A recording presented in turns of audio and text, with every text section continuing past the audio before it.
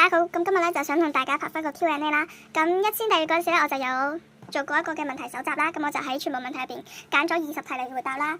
咁就即刻開始啦。咁第一題咧就係我幾多歲？咁我係14歲嘅，下個月就15歲啦。第二題就係我幾高？咁我係1.57至1.59度啦，好矮嘅啫我。第三題就係你嘅重，咁我係33至34 kg 度啦。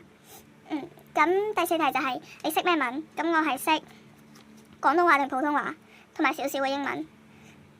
第五題就係有冇人中意你？咁我係有人中意我一定有㗎啦，係咪先？朋友啊、家人啊，係咪？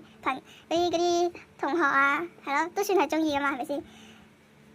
咁第六題就係有冇中意嘅人？都係一樣啦，我好中意我嘅朋友、我嘅家人同埋同學。係啊，咁第七題咧就係你讀邊間學校？咁我係讀天水圍銀座輕鐵站嘅附近嘅某一間中學。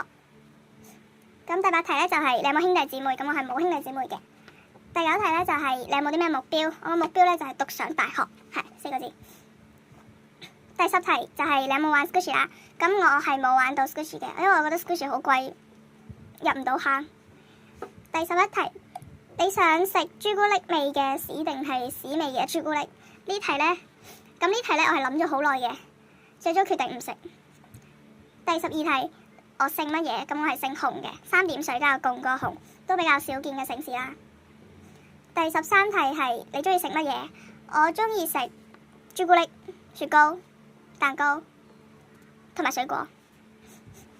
第14題，有冇一啲中意嘅偶像啦？咁其實除咗呢題之後，都有好多人問我識唔識 TFBOYS 啊，或者係識唔識 Twice 係啊。咁就其實我係唔追星嘅，就冇話特別中意邊個韓國團或者係邊個明星咁樣啦。咁但係我覺得係咯，明星都好叻，淨係可以咁樣講係啊。我係冇啲乜嘢偶像嘅。咁15題咧就係你覺得自己靚唔靚？我覺得自己好樣衰。第16題，我嘅生日係幾時？我係6月30號生日。第17題，你睇唔睇動漫？我係睇動漫嘅，咁但係就呢排冇睇咯，因為又要考試，跟住又要拍片，超多嘢。咁第18題就係乜嘢啟發咗你做 YouTuber？ 其實我一開始咧係唔諗住做 YouTuber 嘅，我接觸 slime 咧係喺1年前我就好中意 slime 啦，跟住就開始亂整啦。咁整完之後，我覺得自己整得都唔錯喎，咁就有諗過去 sell slime 咧，但係一直都唔夠膽啦。跟住喺2個月，應該係2個月之前就開始做 YouTuber 啦。咁其實嗰陣時我淨係諗緊可唔可以用 YouTube 呢個渠道去將我啲 slime sell 出去，但係冇諗過原來可以賺翻到咁多嘅訂閱數目咯，係咯，非常之感謝你哋。咁19題咧就係屋企人俾唔俾玩 slime？其實我屋企人一開始係唔俾嘅，但係後尾好似睇慣咗就都冇理我啦。咁20題就係最多人問嘅一題啦，就係可唔可以整 slime 嘅教學？咁呢題咧，我相信全部 sell slime 嘅人都會係一個難題嚟嘅，因為如果你教嘅話咧，咁就驚人哋會用你嘅方法去整啦，跟住就唔買你啲 slime 啦，咁你嘅銷售量就會下降咁樣啦。但係如果係唔教嘅話咧，又驚你哋又驚啲觀眾話我好自私啊，唔肯分享自己啲教學出嚟咁樣。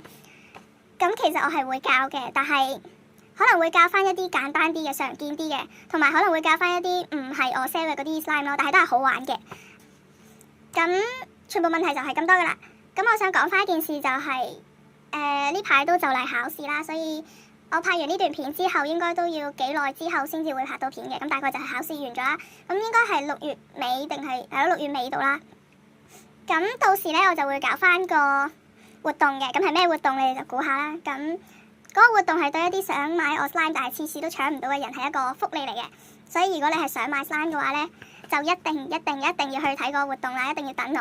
係啊，咁呢段片就咁多，thanks for watching，拜拜。